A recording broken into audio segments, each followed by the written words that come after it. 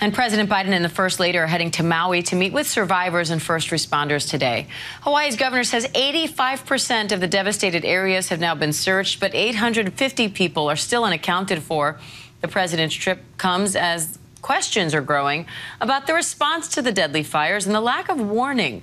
ABC's Melissa Adan joins me from Maui now, along with White House correspondent Karen Travers for more. Melissa, what's the latest on the search and recovery efforts, and what do you think the president is going to see there?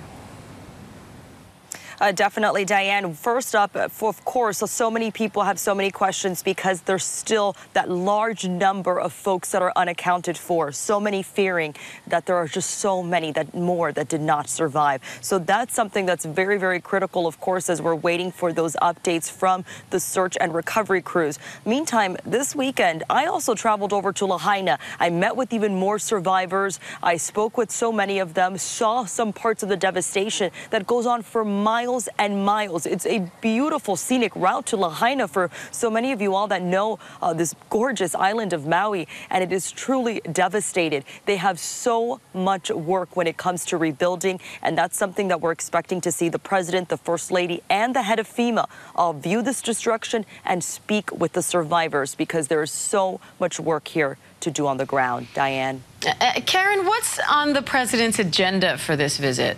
Yeah, Diane, the goal for this visit is to get a sense firsthand of the scope of the devastation there on the island of Maui. The president and the first lady will first take an aerial tour so they can see all of this from above before they touch down in Lahaina and take a tour of part of that historic town and see the devastation on the ground. They're going to meet with survivors, community members who've been working on recovery efforts, federal, state, and local officials, and hear firsthand what they've been going through, what the experience has been like over the past couple of days, and what they need in the short and medium and long term for the recovery efforts. It's a chance for the president to play that role of consoler-in-chief, comforter-in-chief that we've seen him do before and previous presidents in the wake of natural disasters, to hear stories of survival, stories of tragedy, and also promise that his administration, as he says, will be there for Maui as long as it takes. And Karen, President Biden has vowed that the federal government's aid to Hawaii will continue as long as it takes.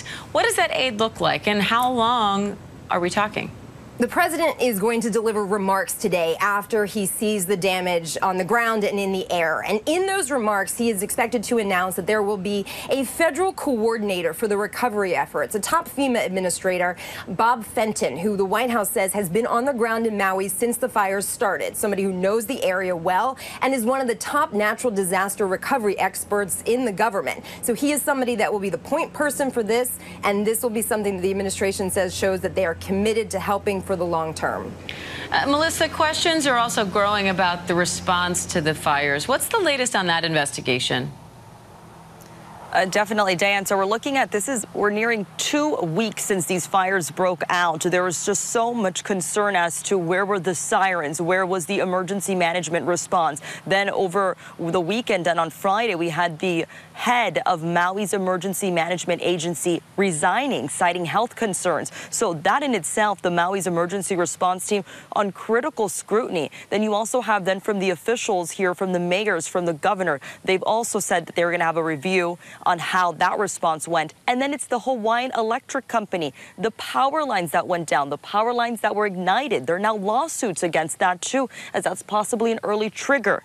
And then, of course, you talk about the firefighting response. Well, I met with the fire chief just yesterday, spoke to him about really the incredible tales that their firefighters, what they endured, how some of them lost their firefighting trucks and yet still kept at trying to just really do all that they could.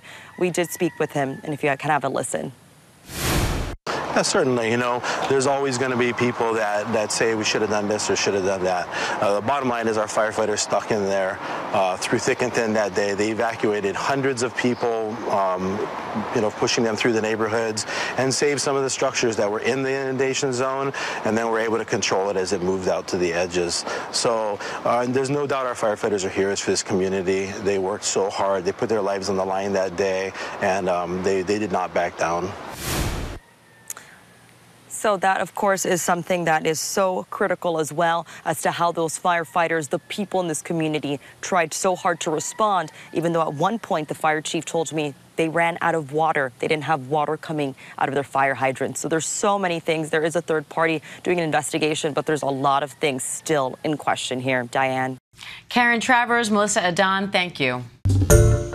Hi, everyone. George Stephanopoulos here. Thanks for checking out the ABC News YouTube channel. If you'd like to get more videos, show highlights, and watch live event coverage, click on the right over here to subscribe to our channel. And don't forget to download the ABC News app for breaking news alerts. Thanks for watching.